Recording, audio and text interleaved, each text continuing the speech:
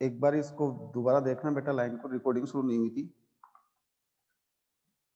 While I was thinking of all this, जब मैं इन समस्त चीजों के बारे में सोच रहा था, किन चीजों के बारे में सोच रहा था, यानी कि ये जो आज चेंजेस थी, इस चेंजेस के बारे में मैं सोच रहा था। आई हियर्ड माई नेम कॉल्ड, तभी मैंने अपने नाम का पुकारा जाना सुना, मैंने अपने नाम की आवाज सुनी। It was my turn to recite, और अब ये मेरी बारी थी सुनाने की, याद करने की। कहने का मतलब लेखक ये कहता है कि जब मैं जो चेंजेस थे, जो आज का जो दृश्य था, जिसमें जो परिवर्तन था, उसके बारे में जब मैं सोच रहा था, तो अचानक एम हेमल ने मेरा नाम पुकारा, और अब पार्टिसिपल्स वगैरह या जो भी क्लास में कुछ बताने की बारी थी, वो मेरी थी। What would I not have given to be able to say the dreadful rule of the participles all through? Participles का जो नियम था, उस नियम के संदर्भ में मैं कुछ भी नहीं बता सकता था। मतलब मेरे को कुछ याद नहीं था, ज्यादा कुछ मैं नहीं कह सकता था, लेकिन इसके बावजूद भी लेखक कहता है very loud and clear and without one mistake, मैंने समस्त चीजों को, सारे के सारे जो नियम थे, उन नियमों को बिना किसी मिस्टेक के तेज तेज आवाज में और स्पष्ट रूप से मैं सुना पाया।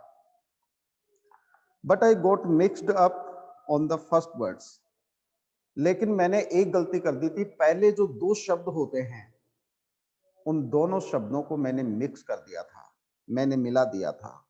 And stood there holding on to my desk, मैं अपनी डेस्क पकड़कर चुपचाप खड़ा था, मैं अपनी जो डेस्क थी उसको पकड़कर चुपचाप खड़ा था।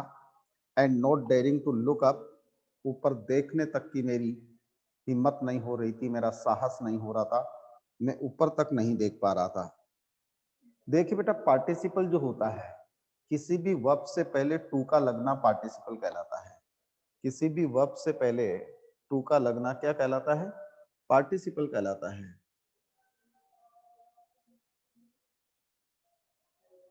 किसी भी वर्ब से पहले टू का लगना पार्टिसिपल होता है। तो जैसे play, to play, watch, to watch, write, to write, तो किसी भी वर्ब से पहले टू लग जाएगा तो वो पार्टिसिपल होगा। अब लेखक कहता है कि मैंने मिस्टेक क्या कर दी थी कि फर्स्ट जो टू वर्ड्स है उनको आपस में मिला दिया था, यानी कि टू प्ले बोलना था, मैंने बोल दिया टू प्ले। टू वॉच बोलना था, मैंने बोल दिया टू वॉच। कहने का मतलब ये गलती मेरे से हो गई थी प्रोनाउंसिएशन से संबंधित। आई हियर्ड एम हेमल से टू मी, तभी मैंने एम हेमल को मुझे कहते हुए सुना। तभी एम हेमल ने मुझे कहा, और क्या कहा? I wouldn't scold you little French, छोटे फ्रेंच, मैं तुम्हें डांटूंगा नहीं, मैं तुम्हें फटकारूंगा नहीं। You must feel bad enough, तुमको खुद को ही बहुत बुरा महसूस होता है। यानी कि आज मैं तुम्हें नहीं फटकारूंगा, डांटूंगा नहीं, क्योंकि आज तो तुम खुद ही बहुत बुरा महसूस कर रहे हो, आज तो तुमको खुद को ही बहुत बुरा लगता है। सी हाउ इट इज, देखो ये क्या हो गया, देखो ये क्या हो गया। एडमिट करना, every day we have said to ourselves, हमेशा हम अपने आप से कहते थे। एम हेमल की ये एक प्रकार से अपन देखें तो फाइनल स्पीच है। हमेशा अपन अपने आप को कहते थे, वाह I have plenty of time, अरे अभी तो मेरे पास बहुत समय पड़ा है, मेरे पास समय की प्रचुरता है, मैं कर लूंगा। जैसे कि हम भी अपने स्टूडेंट लाइफ में ही करते हैं। जब भी आपको टीचर कोई पढ़ने के लिए, याद करने के लिए, कोई काम करने के लिए कहता है, तो आप अभी तो 4 महीने हैं, अभी तो 5 महीने हैं, अभी तो 3 महीने हैं, आज नहीं कल कर लूंगा, कल वाला रह गया, चलो उसको बाद में कर लूंगा, बहुत समय है। तो एम हेमल कहता है कि आज से पहले तुम ये कहते थे कि पर्याप्त रूप से समय है, I will learn it tomorrow, मैं कल इसको याद कर लूंगा, मैं इसको कल याद कर लूंगा। And now you see where we have come out, और अब तुम्हें पता है आखिर हम कहाँ आकर खड़े हो गए। आज हम इस सीखने सिखाने के श्रृंखला में कौन से पड़ाव पर आकर खड़े हो गए, समझ पा रहे हैं? That's the great trouble with Alsace, या एलसेट का मतलब क्या है? एलसेट जो पूरा जिला है, जो डिस्ट्रिक्ट है, उस जिले के लोगों से मतलब है। ये पूरे एलसेट के लोगों के साथ समस्या थी। She puts of learning till tomorrow. यहाँ सी का यूज इसलिए किया है क्योंकि ये किसी डिस्ट्रिक्ट का नाम है। यहाँ सी का मतलब एग्जैक्ट कोई लड़की नहीं है। इसके लोग हमेशा से क्या करते थे? आज से पहले याद करने का जो काम था उसको नेक्स्ट डे के ऊपर टाल देते थे, नेक्स्ट डे के ऊपर छोड़ देते थे। Now those fellow out there will have to write to say to you. आज वो सारे के सारे दोस्त जो ऐसा कहते थे, वो तुम्हें कहने के अधिकारी होंगे, how is it you pretend to be Frenchman. देखिए, तुम एक फ्रेंचमैन बनने का तो बहाना बना सकते हो। हम देखते हैं कई बार बहुत सारे ऐसे लोग हैं, हमारी आज की जो कन्वर्सेशनल जो पार्टिसिपेशन की बात करें, तो बहुत सारे लोग हैं जब बात करते समय इंग्लिश वर्ड्स का यूज करते हैं, अपने आप को ये दिखाते हैं कि साहब हमें इंग्लिश बहुत अच्छी तरीके से आती है, और वास्तव में देखा जाए तो उनको उसकी नॉलेज नहीं होती। वास्तव में देखा जाए तो बहुत सारे लोग ऐसे होते हैं जो बार बार इंग्लिश वर्ड्स को यूज करते हैं, मतलब दो लैंग्वेज को आपस में मिक्स करते हैं। जबकि होना क्या चाहिए कि आप जिस भी लैंग्वेज में बात करते हैं उस लैंग्वेज को पूर्ण रूप से आपको फॉलो करना चाहिए। तो लेखक कहता है कि आज वो लोग तुम्हें कहेंगे कि कैसे फ्रेंच मैन का बहाना बनाते हो, किस प्रकार से तुम फ्रेंच मैन बनने की प्रयास करते हो, फ्रेंच लैंग्वेज में बात करते हो, speak yet you can neither speak nor write your own language। लेकिन तुम्हारी स्थिति यह है कि न तो तुम अपनी खुद की भाषा को आज बोल सकते हो, न तुम अपनी भाषा को लिख ही सकते हो। यानी वैसे तो तुम बड़ा बहाना बनाते हो, बड़ा दिखावा करते हो कि तुम फ्रेंचमैन हो, तुम्हें फ्रेंच आती है, लेकिन वास्तविक स्थिति यह है कि फ्रेंच भाषा न तो तुम लिख सकते हो और न तुम बोल सकते हो। मतलब न तो तुम्हें शुद्ध रूप से बोलना आता है, न शुद्ध रूप से लिखना आता है। But you are not the worst poor little French. लेकिन लिटिल फ्रेंच, तुम ही अकेले नहीं हो, तुम ही सबसे बुरे नहीं हो। मैं इसलिए तुम्हें नहीं डांटूंगा क्योंकि फ्रेंच भाषा सीखने में तुम ही सबसे बुरे नहीं हो। We have all a great deal to reproach ourselves with. यानी कि तुम्हें फ्रेंच भाषा नहीं सीखी या तुम फ्रेंच भाषा नहीं सीख पाए, इसके लिए मैं सिर्फ तुम्हें ही दोष नहीं दूंगा। इसके लिए सिर्फ और सिर्फ तुम ही जिम्मेदार नहीं हो, हम सभी के सभी कहीं ना कहीं इसके लिए जिम्मेदार हैं। हम सभी न सभी कहीं ना कहीं इसके लिए जिम्मेदार हैं। अब देखिए बेटा, यहां से एक क्वेश्चन बनता है। क्वेश्चन क्या है कि how were parents responsible for children not learning their language. माता पिता बच्चों के लैंग्वेज को नहीं सीखने के लिए कैसे जिम्मेदार थे? How was mister M Hamel responsible for not learning the language, for the children for not learning the language. M Hamel बच्चों के फ्रेंच लैंग्वेज नहीं सीखने के लिए कैसे जिम्मेदार थे? And how were children were responsible for not learning the language. और बच्चे भाषा नहीं सीखने के लिए कैसे जिम्मेदार थे? तो अपन ने 3 क्वेश्चन बना लिए इसमें से। अब तीनों को आप आंसर देखिए। Your parents were not anxious enough to have you learn. तुम्हारे माता पिता भी तुम्हारे सीखने को लेकर ज्यादा चिंतित नहीं रहे। ये माता पिता की जिम्मेदारी। Means your parents are also responsible for you for not learning your language because they preferred to put you to work on a farm or at the meals।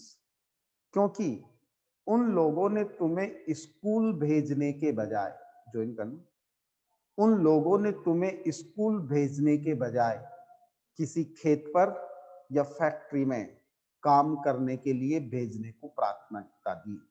Prefer का मतलब होता है प्राथमिकता देना। माता पिता की जिम्मेदारी क्या थी?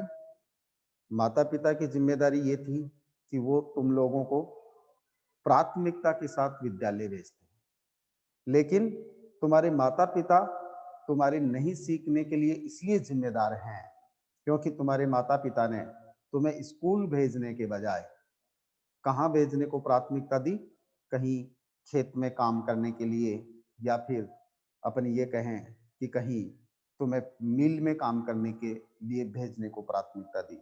इसलिए बच्चों के नहीं सीखने के लिए पेरेंट्स रेस्पॉन्सिबल हैं। इसलिए बच्चों के नहीं सीखने के लिए पेरेंट्स रेस्पॉन्सिबल है। So as to have a little more money, तुम्हारे माता पिता ने स्कूल भेजने के बजाय तुम्हें किसी मिल में या खेत पर काम करने के लिए भेजने को प्राथमिकता दी, ताकि उनको थोड़े से ज्यादा पैसे मिल जाए, क्योंकि वो खुद तो कमा कर ला ही रहे हैं और साथ में तुम भी कुछ एक्स्ट्रा कमा लो, इसलिए वो जिम्मेदार हैं। And I have been to blame also, मैं भी अपने आप को दोषी मानता हूं, मैं भी अपने आप को ब्लेम करता हूं, मैं भी कहीं ना कहीं तुम्हारे नहीं सीखने के लिए जिम्मेदार रहा। Have I not often sent you to water my flowers instead of learning your lessons, क्या मैंने तुम्हें अपने पाठ याद करवाने के बजाय तुम्हें मेरे पौधों में पानी देने के लिए नहीं भेजता था? कई बार जब पढ़ने का समय होता था तो मैं तुम्हें पढ़ाने के बजाय या तुम्हें पढ़ा याद करने के बजाय कहता था कि बगीचे में जाओ और पौधों में पानी दो, तो क्या मैं तुम्हें वहां नहीं भेजता था? And when I wanted to fishing, और जब कभी भी मेरा मछली पकड़ने का मन करता, जब कभी भी मैं मछली पकड़ने के लिए जाना चाहता, did I not just give you a holiday, तो क्या मैं तुम्हारी स्कूल की छुट्टी नहीं कर देता था कि बेटा कल की स्कूल की छुट्टी रहेगी, कल गुरुजी जाएंगे मछली पकड़ने? तो इस प्रकार से जब मेरा मन करता था मछली पकड़ने का, या जब भी मैं चाहता था मछली पकड़ने जाना, तो क्या मैं स्कूल की छुट्टी नहीं कर देता था? कर देता था। तो देखिए ये क्वेश्चन ये हुआ कि how was mister M Hamel responsible for children for not learning the lessons, मतलब एम हेमल बच्चों के लर्निंग को लेकर किस प्रकार से जिम्मेदार थे, नहीं सीखने के लिए कैसे जिम्मेदार थे? तो आप कहोगे he used to send children to water flowers instead of learning their lessons, and many times when he wanted to go on fishing trips he gave them holidays, thus he was responsible for it. Then from one thing to another, और बच्चे कैसे जिम्मेदार थे? बच्चे कैसे जिम्मेदार थे? The children also wasted their time of learning in seeking eggs breeds, birds eggs, मतलब पक्षियों के अंडे ढूंढने में, स्लाइडिंग ऑन सार्स, फिसल पट्टी के ऊपर फिसलने में, एंड और इसके अलावा एक चीज और लिख सकते हैं, and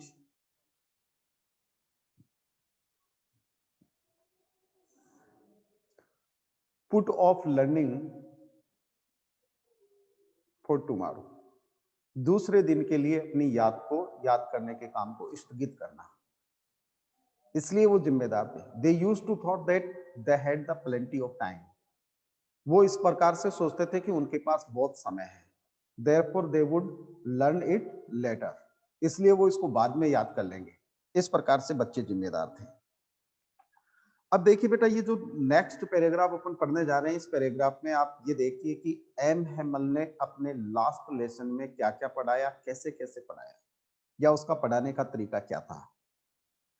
Then from one thing to another, M. Hamel went on to talk on the French language. इसके बाद में एम हेमल फ्रेंच भाषा में एक से दूसरे हर टॉपिक के ऊपर बात करता चला गया। इसके बाद में एम हेमल ने क्या किया, फ्रेंच लैंग्वेज पर एक के बाद दूसरा, दूसरे के बाद तीसरा, यानी एक के बाद एक टॉपिक्स पर बात करते हुए चले गए, saying that it was the most beautiful language in the world. उन्होंने कहा कि ये संसार की सबसे ज्यादा सुंदर भाषा थी, ये सबसे ज्यादा सुंदर भाषा थी। अब यहां देखिए एक क्वेश्चन बनेगा, how did M Hamel praise French language, M Hamel ने फ्रेंच भाषा की प्रशंसा कैसे की? एम हेमल ने फ्रेंच भाषा को किस प्रकार से प्रशंसित किया? तो यहाँ क्वेश्चन देखिए, या क्वेश्चन ऐसे भी हो सकता है, what did M Hamel say about French language in his last lesson? M Hamel ने अपनी फ्रेंच भाषा के अंतिम लेसन के दौरान क्या कहा?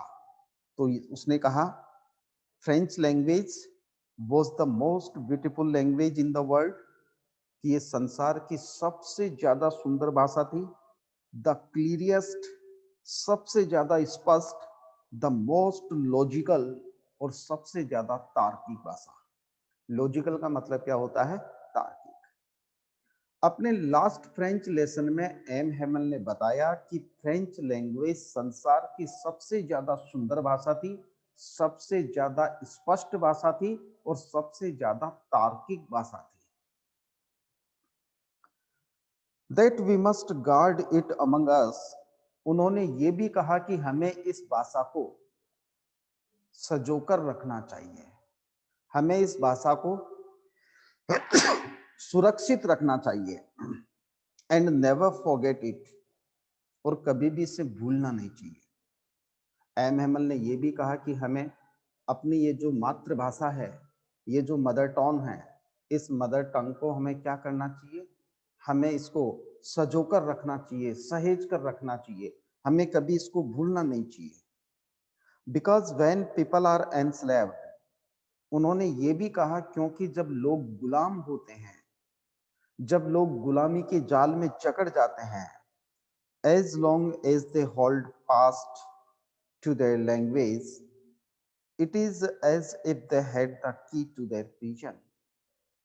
उन्होंने ये भी कहा कि हमें अपनी इस मातृभाषा को सहेज कर रखना चाहिए, क्योंकि जब व्यक्ति गुलाम होते हैं, जब व्यक्ति दूसरे के अधीन हो जाते हैं, जब व्यक्ति पराधीन की जंजीरों में जकड़ जाते हैं, जब व्यक्ति पराधीन की जंजीरों में जकड़ जाते हैं, अर्थात जब व्यक्ति गुलामी के एक प्रकार से अपन ये कहें कि गुलामी की जेल में बंद हो जाते हैं, तो उस जेल की चाबी उनकी मातृभाषा ही होती है।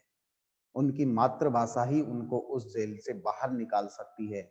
उनकी वो मातृभाषा ही उनको उस गुलामी से मुक्त कर सकती है। उनकी वो मातृभाषा ही उनको उस गुलामी की जंजीरों से बाहर निकाल सकती है। Then he opened a grammar and read us our lesson. इसके बाद में एम हेमल ने व्याकरण की पुस्तक खोली, और व्याकरण की पुस्तक खोलकर हमें व्याकरण का एक पाठ पढ़ाया। यानी कि इसके बाद उन्होंने हमें व्याकरण का पाठ पढ़ाया। I was amazed to see how well I understood it. और मेरे को ये देखकर बड़ा आश्चर्य हुआ कि मैं सारी की सारी चीजों को कितनी आसानी से समझ गया, कितनी अच्छी तरीके से समझ गया। देखिए बेटा, यहां एक क्वेश्चन और बनेगा, Y could French learn everything so well that day? बेटा ज्वाइन करना, कि फ्रेंच जो था उसने हर चीज उस दिन बड़े आसानी से क्यों समझ ली, या हर चीज जो भी पाठ उसने पढ़ाया वो पाठ उसके अच्छी तरीके से समझ में क्यों आ गया? तो देखिए, all he said seemed so easy, so easy. जो कुछ उसने कहा मुझे बड़ा आसान लगा, बड़ा आसान लगा। उसी क्वेश्चन को अपन दूसरे तरीके से देख सकते हैं, why did everything seem so easy to French that day? कि उस दिन फ्रेंच को सारी चीजें उतनी ज्यादा आसान क्यों लगी? उस दिन फ्रेंच को जो कुछ भी पढ़ाया गया वो इतना आसानी से समझ में क्यों आ गया? सब कुछ बड़ा आसान क्यों लगा?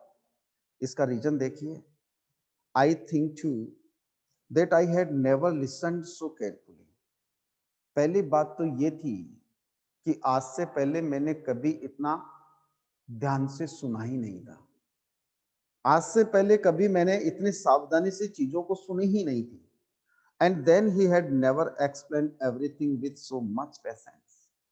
और दूसरी बात, एम हेमल ने भी आज से पहले चीजों को इतने धैर्य के साथ स्पष्ट नहीं किया था।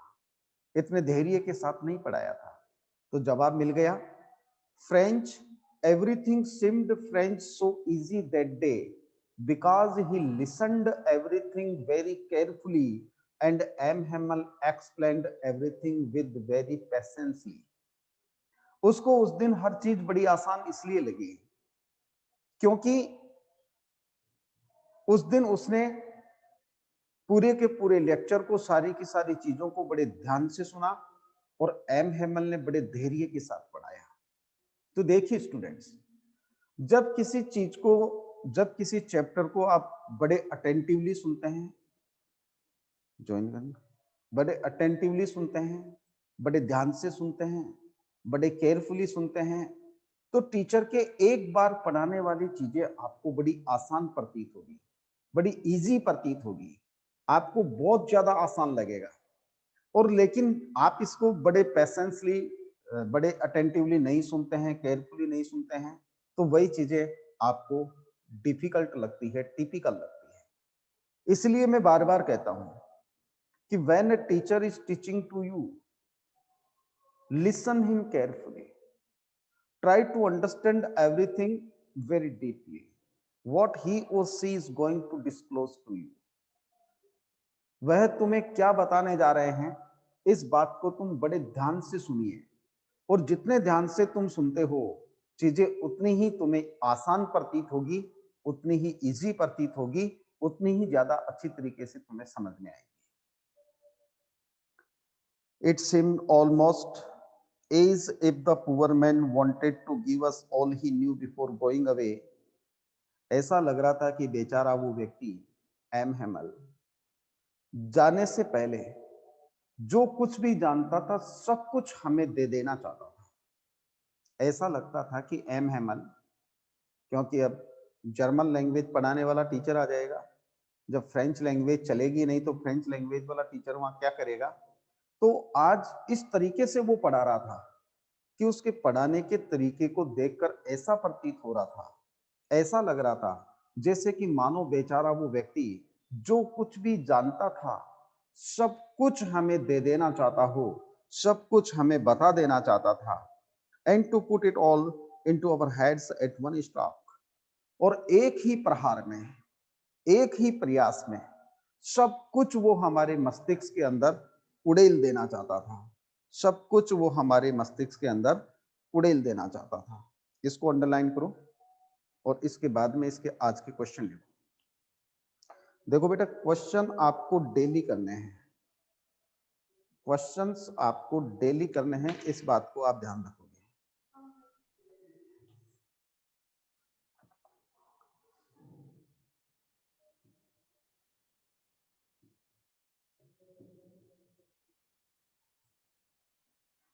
सबसे पहले देखिए क्वेश्चन नंबर 1, आज का जो क्वेश्चन है वो देखिए आप, question number 1।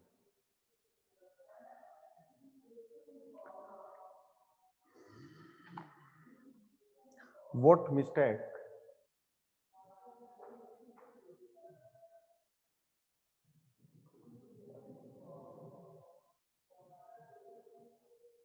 had French made? What mistake had French made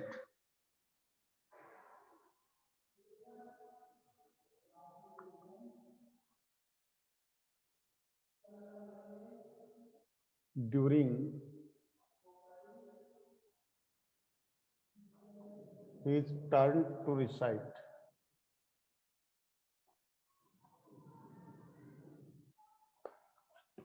दूसरा क्वेश्चन देखिए,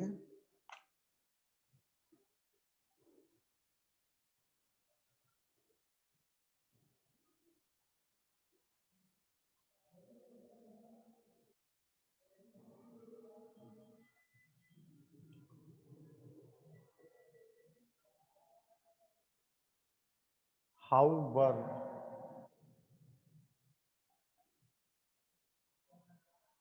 parents responsible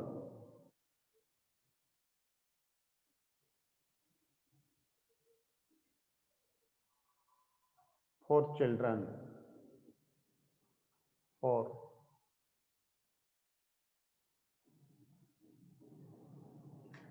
not learning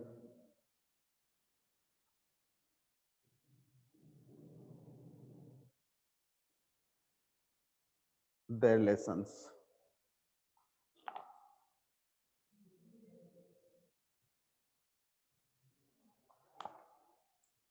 Now question number third. How was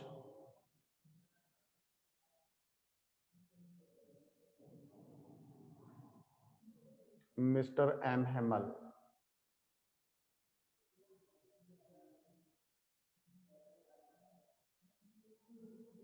responsible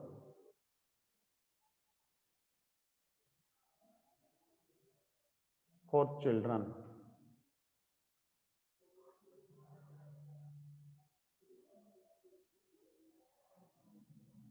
not learning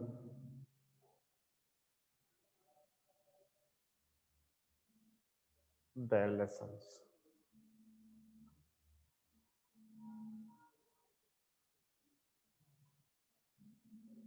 How were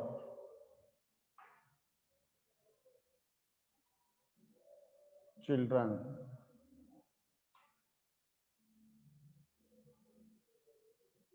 responsible for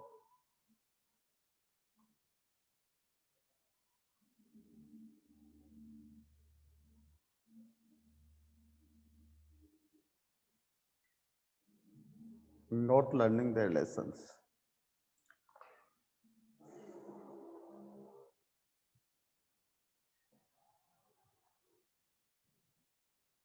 Question number 5. How did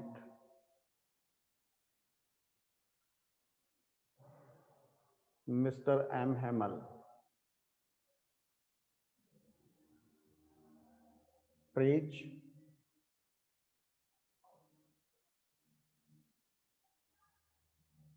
the French language? और बेटा इसका और भी लिख सकते हैं अपन, मैंने आपको बताया था. What did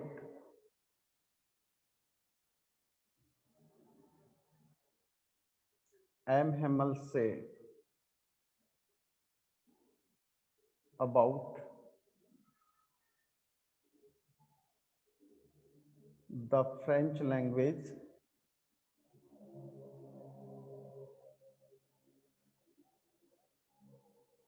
during his last lesson? अपन ये भी इसका जवाब मान सकते हैं. इसके बाद में देखिए,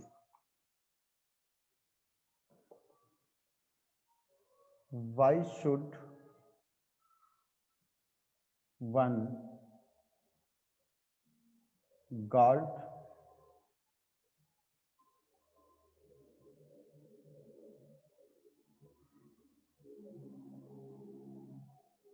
his mother tongue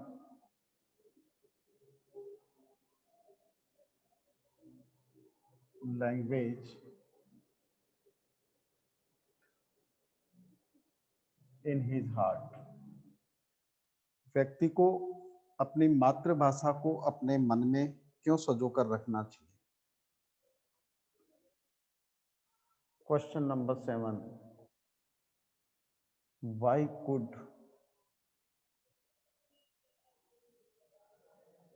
everything seem so easy to French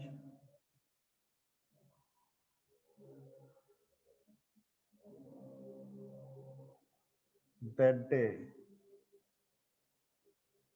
in the class?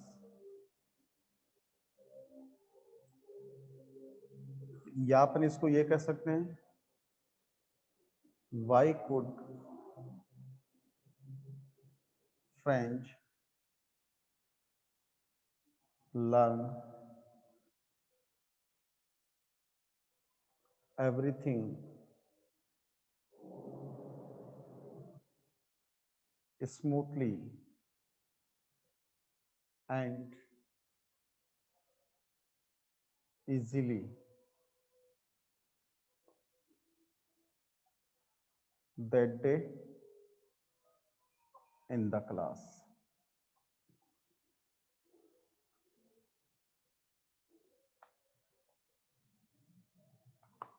बेटा ये टोटल 7 क्वेश्चन है।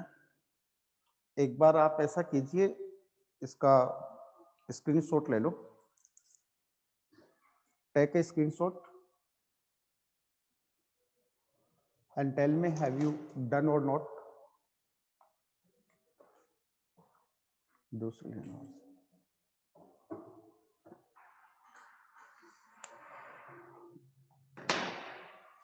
ले लिया क्या बेटा screenshot?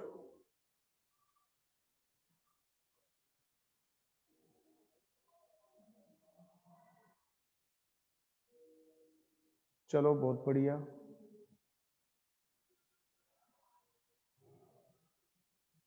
Okay student, thanks a lot for joining the meeting. See you tomorrow. Thank you.